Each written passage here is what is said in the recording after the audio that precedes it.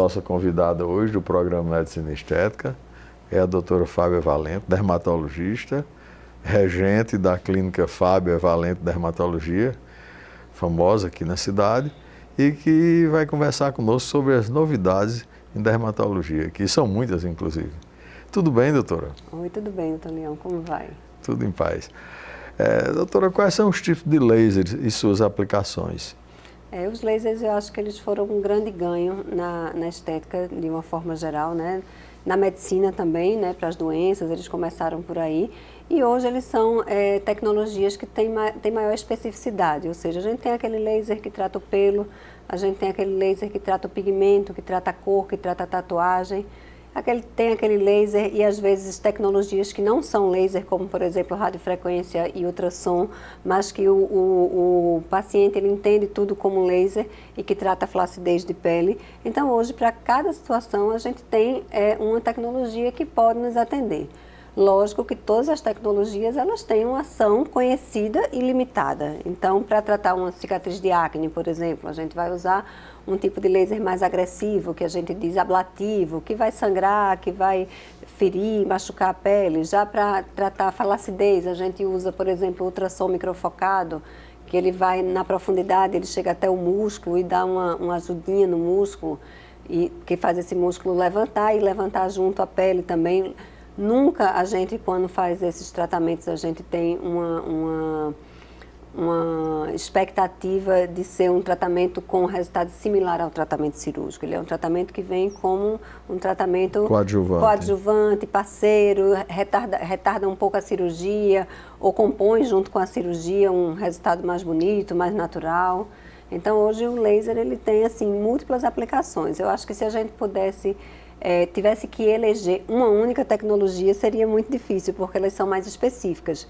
Mas tem alguns lasers que a gente pode citar, como, por exemplo, o laser fotona, que é uma aquisição mais recente no nosso país e que tem realmente dado resultados bonitos, resultados naturais e que melhora de uma forma global a cor, a textura, melhora a flacidez. Então, para cada situação, a gente tem uma tecnologia que pode ser aplicada.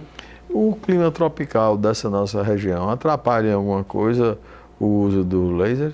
Atrapalha porque a gente tem duas situações. Tem a situação do paciente que é constantemente bronzeado, ou seja, aquele paciente que está sempre na praia e a gente sabe que toda vez que a gente agride a pele, o laser a gente diz que ele é uma queimadura controlada, né? Porque o termo queimadura às vezes ele pode parecer pesado, um desvio do desejado, mas ele é uma queimadura controlada. Então um paciente que está bronzeado, um paciente que vai pegar sol logo em seguida, ele tem um limitante para a ação. Já o paciente que está na nossa cidade, que tem uma pele pigmentada, mas não é aquela pele que está exposta ao sol o tempo todo, se ele seguir a orientação, ele vai poder tratar o ano inteiro. É uma interação aí médico-paciente para que o resultado, exatamente, o resultado final seja interessante. Quais são os preenchimentos de eleição para essa área? Geralmente a gente faz ácido hialurônico de uma forma de baixa viscosidade. Existe aquele ácido hialurônico que a gente usa para preencher, por exemplo, essa região malar, preencher os lábios, só que o que a gente percebeu que o preenchimento dessa área, ele tinha um metabolismo muito mais intenso, então ele reabsorvia muito rápido. A irrigação bem maior. Né? E por outro lado fazia um edema muito grande. Então a gente começou a usar um ácido hialurônico de baixa densidade, que a gente usa muito mais com o intuito de hidratar essa região. Então ela termina que ele passa mais desapercebido pelo organismo e não é reabsorvido tão rápido e não é tão agressivo para a paciente também. Se usa muito lipofilling também? Não. Com a gordura, não? Não sei se a cirurgia plástica tem essa experiência. A gente tem a experiência de receber pacientes que tratam com gordura o rosto com resultados muito bonitos. Então é possível que seja uma boa...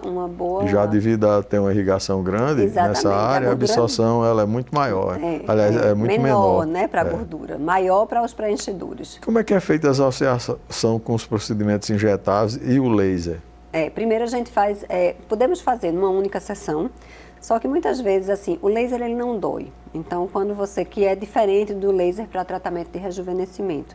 Então, apesar de ser um tratamento tecnológico, ele dói, ele arde, muitas vezes ele queima, a gente tem que esclarecer ao paciente, olha, ele está sentindo um queimor que vai durar tanto tempo para que não assuste. Na região íntima, o canal vaginal, ele realmente, o paciente não sente dor. Quando você está chegando perto do introito, da saída, aí você sente um calor e muitas vezes você trata de uma forma mais agressiva essa área para que a retração seja maior e o introito vaginal ele fique mais diminuído, mais fechado. Mais tenso, mais firme, o que também tem uma melhora funcional interessante. E aí, quando o paciente tolera, a gente pode, numa mesma sessão, fazer esse estímulo com um preenchedor. Quando o paciente não tolera, que a maioria tolera bem, porque é uma área de semimucosa, então absorve bem um anestésico em creme, então você consegue colocar lá, fazer o preenchedor e depois que a recuperação do laser, que a parte interna o paciente não sente nada, mas na externa vai sentir uma descamação, às vezes umas crustículas, um escurecimento inicial da área para depois clarear, então ele já tem uma melhora do contexto como um todo. Quais são os tratamentos estéticos hoje mais procurados no seu consultório, Fábia? Hoje a gente faz, eu tenho trabalhado muito com uma combinação de tratamentos, então a gente sempre faz uma análise do paciente e aí a gente faz uma associação de um tratamento para flacidez, desses eu uso mais o Ulthera e o Fotona, muitas vezes associados porque eles têm planos de ação diferentes, então a gente consegue na mesma sessão fazer as duas tecnologias e como elas são tecnologias de estímulo, a gente tem um estímulo maior e uma associação com a toxina, que é o Botox, né, com os preenchedores em áreas que antigamente a gente usava menos, a gente era muito, preenchia muito o sulco, hoje a gente já preenche um pouquinho a bochecha, preenche o contorno, a linha mandibular, que dá um contorno jovial, bonito.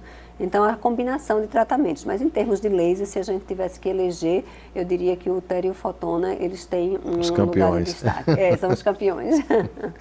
Quais são as suas expectativas assim, para o futuro, em termos de ou um laser mais evolutivo, e principalmente da ação de medicações e tratamentos não invasivos? O que a gente tem percebido ao longo dos anos, né, eu tenho sempre uma afinidade, um afeto maior por tecnologia, gosto de trabalhar com tecnologia, é que a gente tem conseguido, às vezes a gente não consegue o que a gente deseja, às vezes a gente quer um resultado maior, um resultado mais evidente, mas a gente tem conseguido diminuir a velocidade de envelhecimento. E até, às vezes, encaminhado um paciente para uma cirurgia plástica com uma pele mais jovem, o que deixa um resultado mais bonito, um rosto não tão emagrecido. Então, a minha expectativa é que os próximos tratamentos eles tenham um pós melhor. Porque o que é que acontece? Por exemplo, um laser como Fotona, quando eu trato uma paciente, vamos dizer, numa segunda-feira, ela vai ter toda aquela semana, vai poder trabalhar, vai usar uma maquiagem, mas não é imperceptível. As pessoas percebem que ela fez alguma coisa e muitas vezes descama um pouco, muitas vezes escurece a pele de uma forma transitória e a gente termina usando uma outra tecnologia, como o Spectra, para ser mais rápido, agilizar. Então, a minha expectativa é que essas tecnologias elas venham com incremento de resultado e diminuição nesse downtime que a gente chama, né? A exposição de sol que nós temos aqui nessa área, isso causa um malefício enorme, que é o campeão de câncer, que é os tumores de pele, entendeu? Você acha exagerado, não? Às vezes as recomendações dessa proteção vai fazer com que, com o tempo, o próprio organismo perca essa defesa, não? Existem alguns estudos que mostram, existe um estudo que foi muito comentado, que falava sobre o câncer de pele, a incidência de câncer de pele em pescadores, ou seja, aquelas pessoas que se expunham constantemente ao sol de uma forma quase que cotidiana. Sem proteção nenhuma. Sem proteção nenhuma. E se demonstrou que eles tinham uma molécula que protegia e que eles não tinham uma incidência tão alta quanto o esperado. É um estudo que ele não é conclusivo, mas ele colocou colocou aquela interrogação em relação a essa neurose com o uso de protetor solar. O que é que a gente vê? Que a gente vê que uma situação dessa é muito diferente da situação nossa, que a gente se expõe 1 hora por dia numa caminhada ou um dia todo num passeio de lancha, vamos dizer, numa exposição numa praia. Então, essas exposições pontuais, elas tanto aumentam o risco de melanoma, que é de pele mais graves, como elas de fato aumentam o risco do baço celular e do espino celular. Então é incrível que hoje em dia a gente ainda recebe no consultório pacientes com câncer de pele agressivo, porque Já numa fase já numa bem fase agressiva, adiantada. porque não se... Onde a gente, para fazer reconstruções, se tornam Pois é, exatamente. até, às vezes, praticamente mutilantes, impossível. cirurgias mutilantes, né, às vezes. Então, assim, como linha geral, eu acho que deve sim usar o protetor.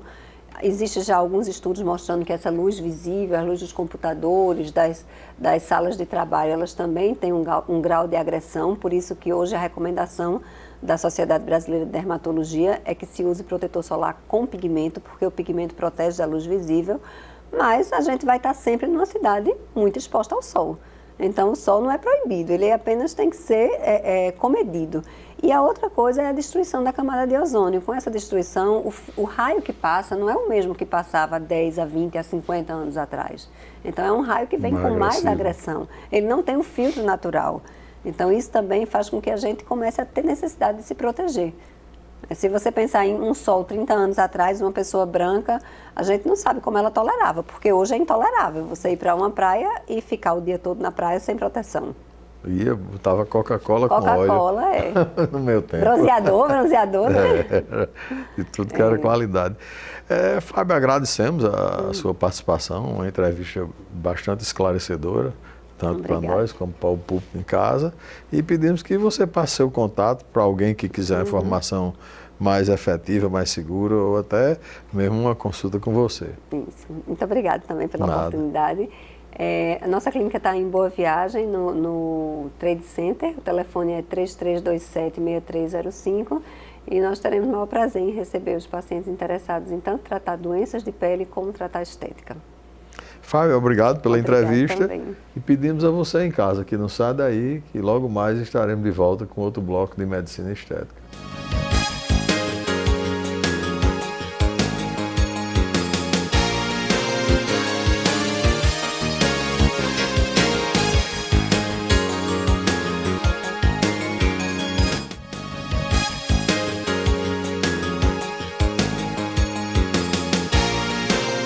A abdominoplastia é a retirada do excesso de pele e de gordura do abdômen, entendeu? O termo genérico seria esse, essa retirada. E essa retirada, logicamente, quando começou, era uma coisa muito rudimentar, apenas no sentido de aliviar aquele peso que faria assaduras, e geralmente acontece depois da gestação. A mulher, para manter, vamos dizer assim, a espécie, ela se sacrifica muito, porque é através dela onde se faz a gestação, onde faz toda a evolução da criança, e isso faz com que o abdômen dela aumente, distenda a musculatura, a pele às vezes se enche de estria, e depois de ter o menino isso não volta mais ao lugar como era. E é necessário que se faça um ajuste. Quando não é de ordem funcional, quando tem que aproximar essas musculaturas que ficaram afastadas, também a gente hoje vê muito o lado estético. Certo? Além do conforto que dá da retirada dessa pele, também se faz a parte estética, melhorando a cintura, fazendo com que fique muito mais gracioso esse abdômen, dando um bom acabamento no umbigo, coisa que nos primórdios não acontecia. Era uma cirurgia mais só para retirar o excesso de pele e de gordura, aliviando a mulher daquilo. Mas hoje não, hoje se prima com resultados, às vezes, de ficar a barriga até melhor do que era antes, através da abdominoplastia. A abdominoplastia é uma cirurgia que deve ser realizada sempre com o fim da atividade gestacional da mulher, ou seja, depois que tiver toda a carreira familiar encerrada, é onde se deve fazer a cirurgia, porque senão vai voltar a fazer de novo o afastamento da musculatura, a sobra de pele e vai o ciclo todo recomeçar. Então o ideal é se fazer depois que tiver todo o planejamento familiar.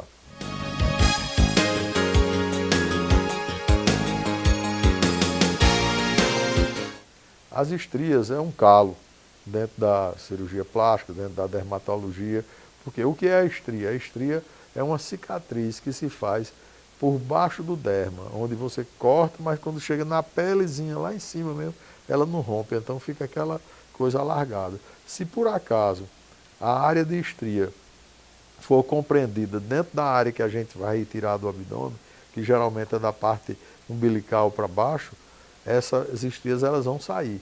Mas se essas estrias elas forem na área lateral superior ou então no abdômen acima do umbigo, elas não saem. Às vezes você consegue estirar ela mais e com um bronzeamento até que melhora a aparência. Mas só vão sair realmente as que estão dentro da área de inclusão dessa elipse de umbigo até o púbis, que é retirado na abdominoplastia.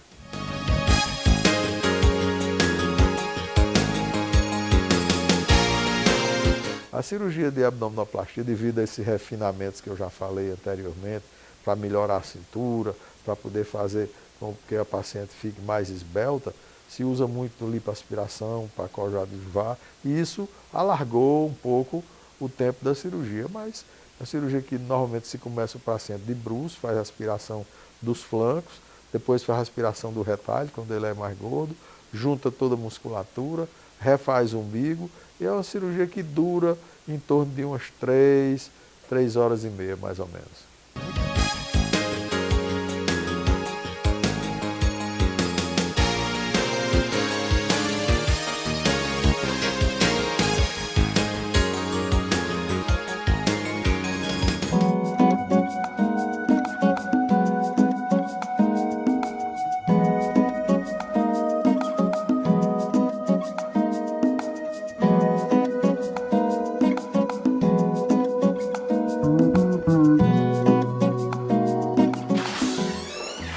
Olá, Solange, tudo bem? Como vai? Tudo em ordem? Vamos sentar aqui um pouquinho.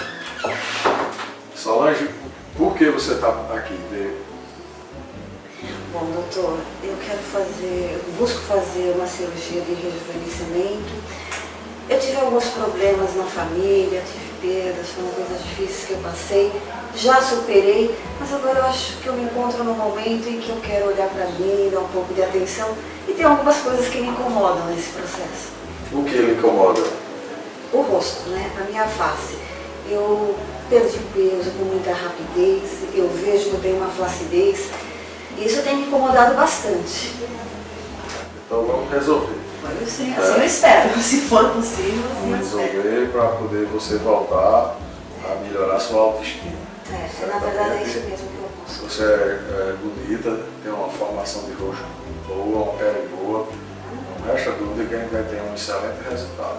Fico muito feliz. Vou levar você até ali para a gente dar uma examinada do todo, para uma ideia mais perfeita. Tá bom. A linha de mandíbula está boa ainda, entendeu? Só que essa parte aqui a pele sobra um pouquinho, uma pele de muito boa qualidade, bem tratada, entendeu? Está sofrida de sol. Deixa eu ver. Sobrazinho de pele aqui nesse palco, que vai dar uma melhorada grande. A única área que fica sem a TV é a testa, entendeu? Porque a testa você tem já uma rugazinha e não tem para a gente fazer essa suspensão aqui. Tem que fazer uma cicatriz, seu cabelo já está um pouquinho ralo aqui no pé. Aí vai ficar aparecendo mais. Mas vai dar nada, vai dar um resultado excelente, pode ficar tranquilo. Solange, já vi aqui pelas perguntas, você é uma pessoa bastante rígida, mas mesmo assim eu preciso que você faça alguns exames, exame de coração e alguns exames de hematometria, né? Para medir sangue, ver dosagem de ureia, creatinina, colesterol, triglicerídeo, a parte de coagulação. Estando tudo bem, você vem de volta e a gente já vai marcar a sua cirurgia, ok? Perfeito. Estando pronto, você traz aqui para a gente já deixar organizado, ok? Tá certo, doutor. Muito obrigada. Então tá. Doutor, você sabe? Ok, vamos dar uma olhada aqui se está tudo certinho. Eu espero que sim. Exame de sangue.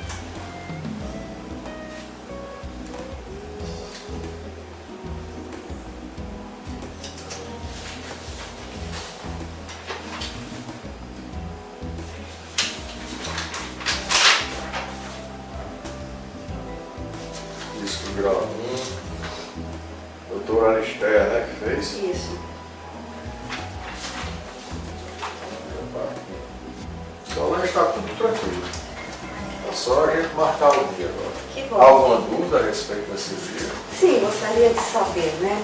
Como que eu devo me preparar? No primeiro dia da cirurgia, você vai chegar na clínica mais ou menos por volta de umas 8 horas da manhã e com jejum a partir de meia-noite. A partir de meia-noite você não se alimenta mais nada. Entendeu? Interna às 8 e logo a seguir a gente vai começar a sua cirurgia. Também como o tempo previsto para a cirurgia, doutor? Em torno de 3 horas a sua cirurgia. Será com anestesia geral, entendeu? Depois de 3 horas você vai passar um tempo na recuperação anestésica e depois volta para o quarto. E esse tempo em que eu fico no quarto é uma noite? Vai dormir no hospital e no outro dia de manhã vai ter alta. Vai sair do hospital com um capacete, fazendo uma compressão na cirurgia. Esse capacete vai ficar durante 2 dias. No segundo dia, até o segundo dia. No terceiro dia, você em casa mesmo vai tirar o capacete e já toma um banho lavando a cabeça. Entendeu? E alimentação, com Depois da anestesia, você vai ter uma dieta livre. Aí vai se alimentar do que você quiser. Eu peço apenas que você não se exponha ao calor nos primeiros 3 dias de cirurgia. Evitar mormaço, porque essa cirurgia tem um descolamento de pele grande e o calor faz com que o sangramento possa ser favorecido, entendeu? Com quanto tempo eu posso voltar às minhas atividades? Se você não trabalhar na praia, Não trabalho. seria em torno de mais ou menos 30 dias. Mas se você fosse expor o sol diretamente, aí é mais tempo, é em torno de uns 90 dias. Então está ótimo. Ok? Ok. Nos encontraremos lá Muito no obrigada, hospital, hein? se Deus Nos quiser. encontramos lá. Viu?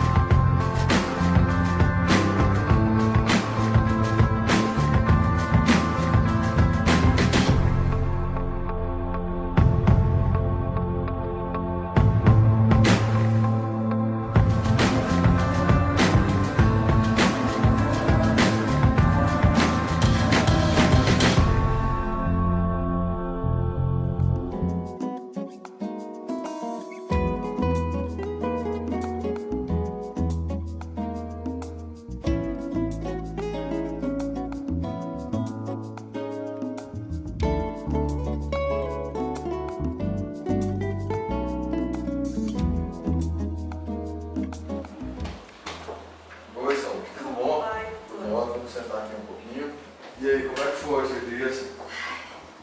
Foi bem, no geral foi muito bem. Incomodou muito? As primeiras 48 horas, elas geram um incômodo maior, mas parece que nas 72 horas foi assim, saiu tudo. Dor não teve nenhuma, não. Pouca coisa. Pouca coisa, mas em função Da pressão. né? Porque o inchaço acaba dando desconforto, né? Então vamos tirar os primeiros pontos, viu? Ok? Praticamente no enxofre, com um vermelhinho no olho só, mais ou menos. Aqui do lado direito, Do lado né? direito. E um pouco essa cor amarelada aqui. Isso é normal. Mas É. foi o máximo que Isso é a aconteceu. absorção da hemácia, entendeu? Ele faz essa cor amarelada. Foi o máximo que Vai aconteceu. esverdeando, depois vai amarelando.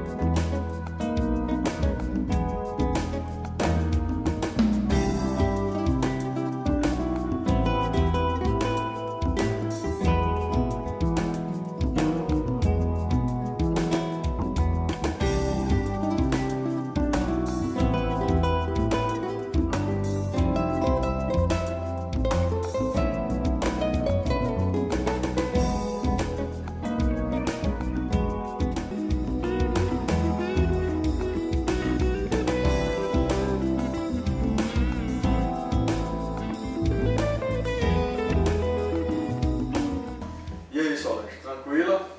Tranquilo. Nossa, esses últimos 5 dias tá assim, um dia após outro, a recuperação sendo visível, vai né? secando. E vai pegando a naturalidade. Você está Exato. começando a ficar parecida com o que você era. Exato. Só que mais nova. Viu? Exato. Você vai observar que cada dia que passar, isso vai até 5, 6 meses, a sua pele vai começar a melhorar. Porque toda essa área que foi descolada, ela revasculariza, estimula fibroblasto, estimula colágeno.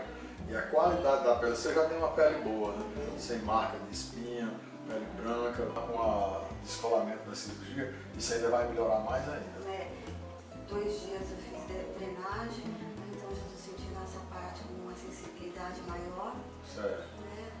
Minha sobrinha, né?